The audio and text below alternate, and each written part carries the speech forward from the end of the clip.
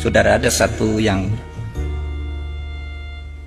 agak menggetarkan juga ketika mungkin sudah banyak yang baca buku ini, sebuah buku kecil ya, judulnya Life After Death, hidup sesudah mati, ditulis oleh Raymond Moody. Raymond Moody ini adalah seorang dokter yang karena pinternya dia dalam bidang kedokteran kemudian dijadikan guru besar di bidang filsafat kedokteran. Nah, ketika dia mengajar ditanya oleh mahasiswanya, Pak Moody, Bapak dokter yang sudah nangani banyak ribuan orang mati, banyak menyelamatkan orang tapi sering juga gagal. Mahasiswanya tanya, Dok, kalau orang mati itu pergi kemana? Kalau orang mati itu pergi kemana? Nah, ini sebagai dosen tertantang, dosen nggak bilang saya ini gaib, saya harus penelitian. Lalu dia lakukan penelitian.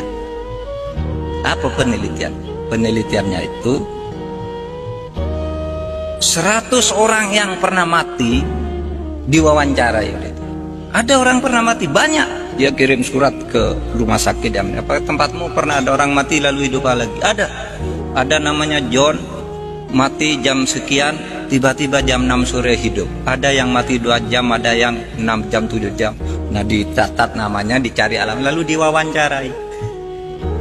Ketika ditanya, apa yang kamu rasakan ketika kamu mati? Saudara, 100 orang yang pernah mati ini 86% jawabannya sama, saya keluar dari tubuh saya.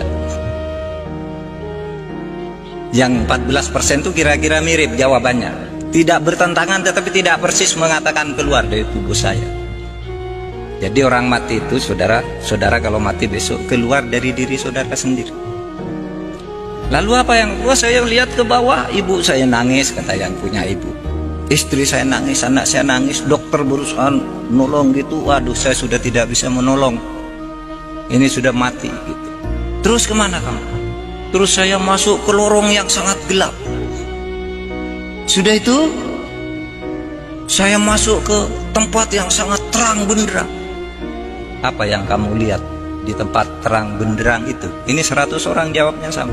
Saya melihat seluruh perjalanan hidup saya dalam sekejap. Jadi sekejap dia bisa melihat semua apa yang dilakukan ketika hidup itu. Ya, ketika masuk sekolah, ketika pergi ke pasar, ketika pacaran, ketika berselingkuh, ketika korupsi, dilihat semua dalam sekejap itu. Terus sudah itu saya terus ke atas lagi, tiba-tiba ada tabir di sana, saya tidak bisa masuk. Seakan-akan ada suara, ngapain kamu ke sini, belum waktunya kamu. Terus saya hidup lagi. Saudara bisa baca bukunya ini, ilmiah, penelitian ilmiah tentang sesuatu yang tidak ilmiah. Ketidakilmiahan itu dibuktikan secara ilmiah karena itu melalui studinya. Kalau Profesor Baikuni mengatakan sesuatu yang terjadi secara sama 3 kali itu pasti ilmiah. Nah, itu dari 100 orang 86. Bahkan dikatakan 100% sama, cuma yang 14 itu variasinya tidak persis kalimatnya gitu. Ilmiah. Lalu apa yang terjadi sih? Saudara, banyak hal menarik di sini.